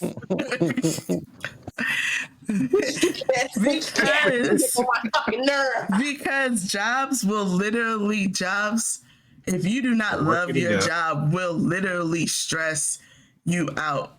Like that is part of your mental health. I will tell you, my God, I throw temper tantrums to get up to go to work right now. I literally crawl back in the bed, fully dressed, and told Ro that I don't feel like going to work while kicking my feet like a goddamn child. Like, I don't want to go. I really don't want to get up and go to work right now. Like, I don't. It was a job that I had, and it was that call center job where I had to answer the phones and shit. And bitch, I was sitting there like, I was like, how do people do this? Like, this lady was like, I've worked here for 3 years. Bitch, are you still here? Because I would have been... Because I would never harm myself, but I would have found their address and went and harmed them. Because, bitch, who are you talking to? I get on the phone. Like, what is going on? And for me, with my job, I came out. Exactly. My crazy side came out. Job. I hate all of that. But one thing that I do to keep me maintained, so that way I don't feel like that waking up in the morning to go to it, is I leave work at work and I make sure I do that. I don't bring it home with me. I don't talk about it outside of work. I don't want to do any of that. Once I clock out, once I leave I log out and I leave my desk. That's it. It's not coming nowhere with me ever. The Ever. great part about my job is that I actually don't mind it. The only thing I don't like is that I get paid more, because y'all know I've been trying to break into this corporate world from my music or whatever, and I had to be sitting there like this is just my face at the workplace, and I just feel like, but it's like it doesn't bother me to do the job that I do. I just feel like I should get paid more for doing it. Exactly. Absolutely felt. That is exactly how it is. My mental. Unlike Mariah, I have to talk about it and get it out my system. So like I'll get in the car and I'll be like, bro, this bitch today, or this shit today, or I can't believe this bitch today. Or like if Myron texts me midday and I'm like, this bitch today. Like I get it out some kind of way. But like When I Nisha can't texts me that she has a good day, it's shocking. You get that text message twice a year. Exactly. Because if I don't get it out my system, and it's gotten to the point where Ro knows exactly who I'm talking about without even saying it, like saying a name, like, but if I don't get it out my system, it just kind of lingers because my job involves me talking the entire, like if I was on phones, I wouldn't give a fuck, because fuck them, they ain't work. These are people I gotta work with every fucking day, day in, day out, and it's just like consistent. It's like going to work, and I literally would say this, and I'll say this to anybody: leadership is like going to work to take care of a bunch of fucking adults who act like first graders, Grown babies, big ass fucking babies, like. The complaints, I'd be like, if y'all don't shut the fuck up and just do the job that you signed up for, like, if it ain't for you, find something else. Like, it's gotten to that point where, like, I literally do not care about what you're feeling. And, like, people would literally open up to me and just be like, my mom's dying or something like that. And for some of those people, I'll be like, I'm sorry to hear that. Like, I'm very, very empathetic and sympathetic to you. Like, I am. But like, if you're consistently using it as an excuse as why you're not doing well, your performance is down. Your performance is down, which means that my performance is down. My performance is based off of you. And I'm trying to help you get out of that funk. Like, I'm trying to help you. I tell you, either take leave, take some time off, and you're not taking time off. You're showing up in the office. Like, bruh, I don't want to hear it anymore. I don't want to hear your like anything anymore. And then for some people, like I'd be like, I'm sorry, and that's literally like what my job has come down to, is just like, or people that just be like, well, you don't understand what I'm going through, and I'm like, because I'm not walking in your shoes, but I was like, I still show up to work every day with everything that I'm going through, and all of us do. And I was like, if you can't handle it, try to take a leave of absence. And I've gotten to that point where like that's my response. Unless I'm cool with you. So unless you're like one of those people I'm cool with and we text each other and we talk, that's my response to you for the most part. It's just like, I'm so sorry that you're going through that. Maybe you should take some time off. Go and leave. Take a vacation. You get 120 hours of vacation time. Take it. Honestly, in a job, that's all you should expect. I mean, you can't expect your job to be a therapist. That's what I'm saying. It's like, I understand, but your job just wants you to do your job. We don't really care. They don't really care about the external. But that's what I've been trying to get through to people, is like, they don't see your situation. And you do have some people who are nice enough to be like, damn, like they're really going through something. I'm going to cut them some slack for these months because they've been transparent with me about what they're going through, and I understand being in that mindset. But then it's kind of like, also, you're like, how it trickles down. And I don't think a lot of people realize that, like, when you show up and you do bad, it affects leadership. And if leadership can't fix what you're doing, then one, you're going to get something, or we're both going to be out the door. And people are just like, well, at the end of the day, you're still going to have your job. No, the fuck I'm not, because you're not performing. And people don't understand that. Like, And that's one thing, like, I get across, like, I try to get across to people is like, they're like, oh, why are you being so pushy so far? Like, so much, like, because your job is a reflection of my job. If you do bad, I'm doing bad. If I'm doing bad, then my supervisor is doing bad. And it just trickles down from the top to the bottom. So step your shit up. I don't know what to tell you. Or try to move out of the department. One or the other. But like, I've gotten to the point where I just show up, do my job, go home. Bye. I don't do nothing That could extra. also be why I like my job too, because that's literally what I do. I don't do no extras. I just come in, do my 8 hours, and get the fuck out. Yeah, like, I don't do nothing. It's gotten to the point where I don't do nothing extra. I don't take on no extra projects. I don't try to help out anything additional.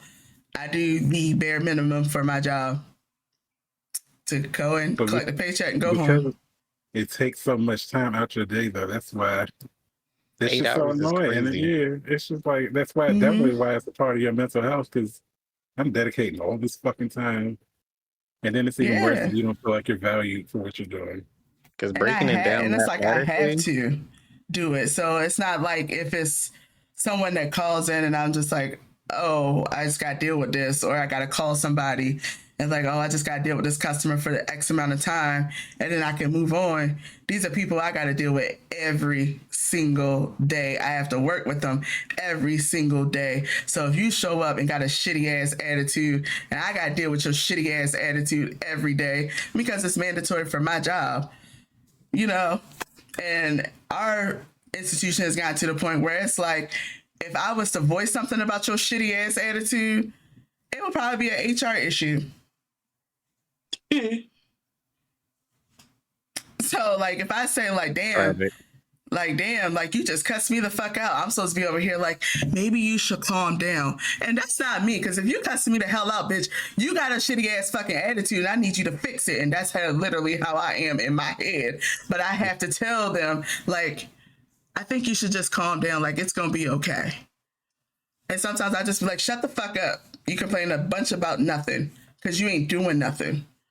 That's what I was talking about though with that call center job, because at the call center they would literally listen to what you're saying or whatever. So I couldn't just be on the phone and be like, look, bitch, shut the fuck up. I'm tired of you yelling at me. Get the fuck off my phone. They didn't even want you to hang up the phone. So if somebody sat on the phone and didn't hang that shit up, I had to sit there and just wait. That's why I only worked that shit for like a week. and then Yeah. it was Those quote are unquote toxic call centers. metrics. Yeah. First of all, leaving that call center, I'd be daggone if somebody told me I had to stay on the phone and get cussed out. Okay. First of all, they lied to me about that job position because this was right before their wedding. And I worked there for remember like too. a week. Went through training for like 4 days, and then I quit on the one day they actually had me on the floor. But we got a discounted, beautiful wedding gift from you.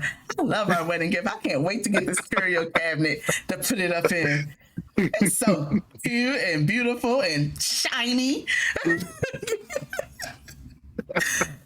It was All cute, because of the job you hate. It was discounted. But no, I definitely. commend y'all. I commend y'all for being able to hold on to that ability to get up and go to work, because as you three know, I was not able to do that, and I had to walk away from that completely in order to fix my own mental state to even somewhat regulate my mentality. So I definitely commend y'all for being able to do that, because it's not easy, and I know it's not easy. I will also say I got it easier because I'd never have to go in the office. I'm like, Yeah. if I had to go in the office, I might have a whole different change of heart about this job. Because I think a couple weeks ago broke down the road. I was like how I was really feeling was like, damn, like I really fucking think this shit is so fucking unfair. I can't fucking just up and leave my job. If I up and leave my job, then the structure of my household falls. But I was like, I would love to just fucking up and leave my job. Like, just quit, bye, bitch. But then we all be homeless. And I guess that was the comfort of working that call center. And that, like, I held on to that until, like, I actually, like, burst out and said it in tears. Like that's how I was, like, literally feeling like, damn, if I want to quit so bad, but if I quit, my household crumbles. And I can't just up and leave. And I would say I was really jealous of the fact that like everybody else in the household just up and quit their job. And I'm just like, well, bitch, I still got to get up and go to this bullshit ass job every morning. And that shit weighed so heavy on me because I'm just like, fuck y'all. I love y'all, but fuck y'all. Because if I gotta deal with this fucking stress, y'all motherfucking asses can deal with some stress somewhere. Because this shit is not it right now. And that's like literally how I was feeling. And that shit just like hit me in the face like a goddamn sack of bricks. And I was just blurted it out. Yeah, I had this conversation with my mom. I said, damn, I just feel like homeless people got it together. Like I feel like they got everything together. And you know, I was really thinking about living that lifestyle. And maybe taking that box and putting it outside and seeing how I can fit all of my shit in it. And maybe finding a cozy little corner under the bridge or something. Because, you know, it just seems like they living life. You got to be like the lady that live out her car. I don't know what homeless people you see, but the truly homeless people I seen don't look like they living no life. Oh. You go to DC, New York. Earlier. Some homeless people are not actually homeless, and it makes it hard for you to care about the people that are homeless, because now you have people that are literally taking advantage of other people's niceness, and then you have the people that actually need other people's niceness to even get a meal for that day. So like you can't tell the difference between these two people anymore. So now you don't want to help nobody, and you can't even get that like little satisfaction of helping the person that does need the help, because you don't want to deal with the person that's just using it as a facade. So it's like it's real hard. It's hard. In New York, I went to school with this girl. I went to school with this girl or whatever, and I lived in Brooklyn. My school was in Manhattan. I didn't know that she lived in Queens, but she came to Brooklyn or whatever. And she was just in the streets begging for money. I walked by and I was sitting there like, girl, you okay? She had a dog and everything in the sign. I was like, girl, that's what I'm saying. Like, and I was just like, I'm sitting there like, okay, now I'm figuring out, because she was lying. She was not homeless. She has a very nice apartment, and I've been in there. She had a studio in her apartment. And I was just sitting there like, bitch, this is how you afford it? Because, bitch, do I need to come out and be what's up? Because back in New York, I was struggling. Like, maybe I need to sit on the corner or something and with Luna like this. Some of them do actually genuinely have pets. Like, there's a couple of homeless people that I've met that, like, they are homeless with their pets, and they could not just put their pet in a shelter because their pet was emotionally attached to them. And I'm like, I understand that. But then, like, I started looking at things. So, like, in Baltimore, I was telling Ro, there's some people who will claim homeless, but it's all about their mannerisms and their appreciation of something. So there are some homeless people, like when you give them something that's not money, if you don't give them something monetary, like, oh, I don't have money, but I do have like more, like I have lunch, or I can get you some lunch. Like I had one person who broke down and cried because I was like, I'm on my way to Subway. They got a deal. I don't have much money, but we both can eat 2 6-inch sandwiches for like $5 right now. Okay. Like, what you want your half? You want this half or you want this half? So, like, he broke down and started crying, and he didn't fully look the part. Like, he had a book bag, his shirt was kind of clean, but I was like, he may not have been 100% homeless, but he may have been broke.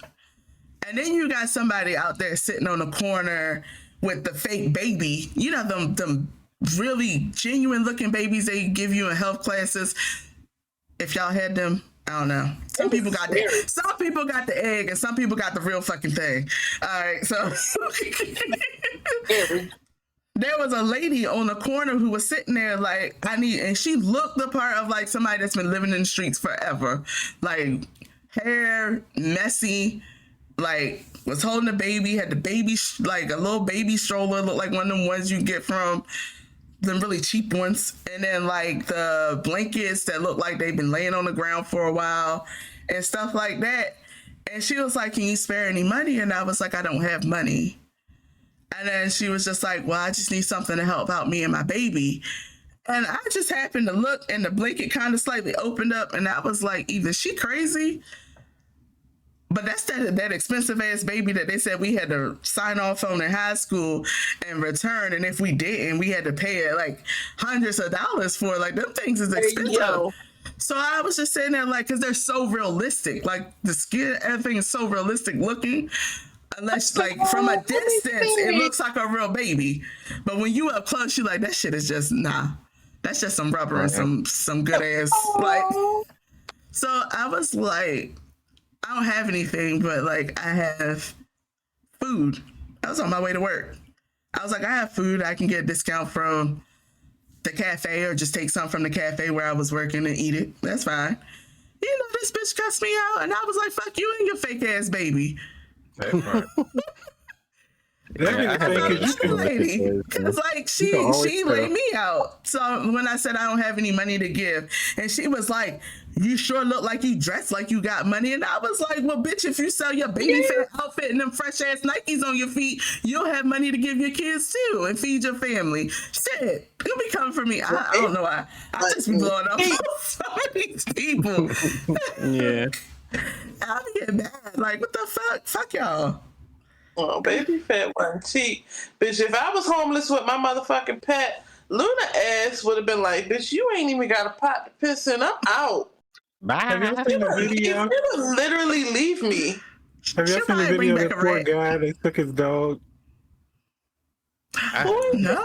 It went viral. He was homeless, and these white teenagers came to him like, "Oh, he's homeless. He don't deserve the pet." And they took his dog, and the guy was trying to get him back. It was so sad. That is sad because the last piece of emotional attachment that people have at a lot of situations. Give you the right to take my dog away from me? It's some just of those people have been was older too. Another way you can tell, especially when it's hot out, even if it's not hot out, a homeless person who is outside begging for hours on end and usually are in the same spots, they're usually in an open area. So like one thing I'll notice is like, for dark-skinned people, they'll be a lot darker in certain areas. But if you lift up like that t-shirt, they'll be super light here, but everything else will be just dark as all hell. Or even for like lighter people, they'll actually start having sunspots or sunburn from where they're actually standing out there for X amount of hours doing it. Somebody that's not homeless ain't gonna have that. They're just moving from spot to spot.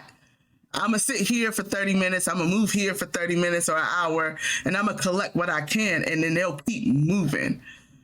But like a homeless person will literally continuously walk. It's not a suntan.